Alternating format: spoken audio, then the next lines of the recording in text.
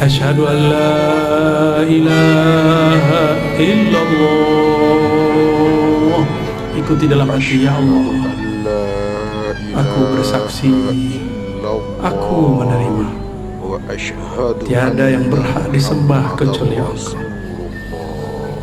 Michigan, Amerika Serikat, 7 tahun lalu, seorang ibu muda asal Costa Rica datang ke Michigan dengan anak leukemia yang masih berusia 10 bulan.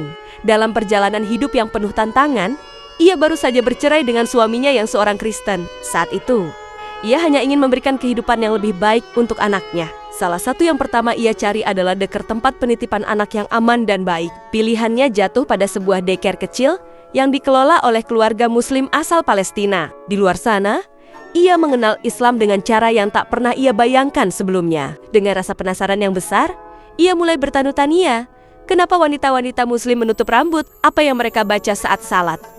Apa itu Tuhan menurut Islam? Pemilik daycare tersebut dengan sabar menjawab segala pertanyaan yang ada. Ia bahkan memberinya sebuah mushaf Al-Quran yang berisi teks dalam bahasa Inggris dan Arab, agar sang ibu bisa membaca dan memahami lebih dalam. Saya mulai membaca Al-Quran dan saya merasa, tapi saya juga takut, ungkapnya. Saya ini Latina, saya janda, saya punya anak.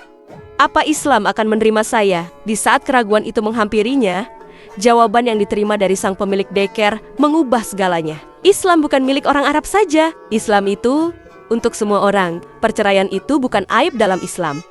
Banyak Muslim yang bercerai. Yang penting adalah hati dan niat yang datang pada Allah, ujar pemilik daycare tersebut dengan bijaksana. Jawaban tersebut membuka pikirannya. Ia mulai menyadari bahwa selama ini ia telah salah mengerti tentang Islam.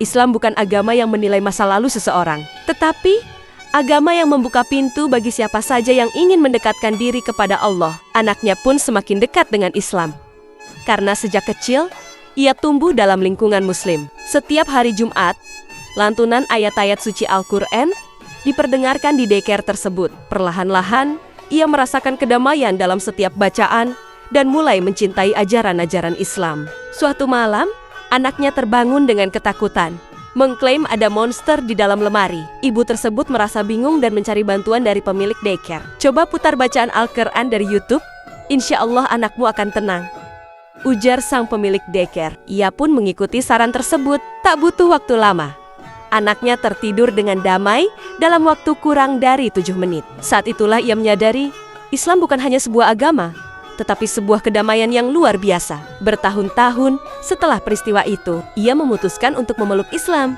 Bukan karena dipaksa atau terburu-buru, tetapi karena hatinya menemukan kedamaian yang tidak pernah ia dapatkan sebelumnya. Kini, ia hidup dengan keyakinan baru, membesarkan anaknya dengan ajaran Islam, dan tahu bahwa Allah melihat hati, bukan masa lalu. Mungkin kamu yang mendengar cerita ini sedang merasakan keraguan yang sama. Kamu merasa masa lalu atau latar belakangmu akan menjadi penghalang untuk menjadi lebih baik. Tapi ingatlah, dalam Islam, Allah menerima siapa saja yang datang dengan hati yang tulus. Jangan tunggu semuanya sempurna untuk mendekat kepadanya. Islam adalah jalan untuk hijrah, pindah dari kebingungan menuju kedamaian. Setiap langkah yang kita ambil di jalan Nia adalah langkah menuju kebaikan, tak peduli apa yang kita tinggalkan di belakang.